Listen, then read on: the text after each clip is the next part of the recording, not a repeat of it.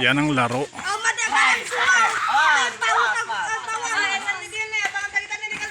Patintero, old school. Ewan ko lang kung ilang bata pa naglalaro ng ganito ngayon.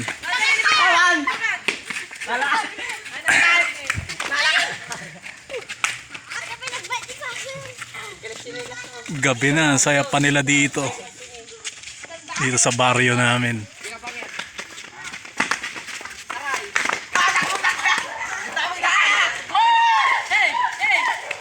Ganito dapat ang laro ng mga bata para di ma-depress.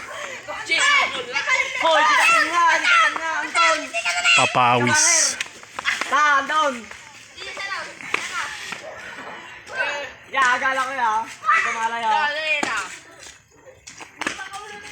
Dilim nga lang.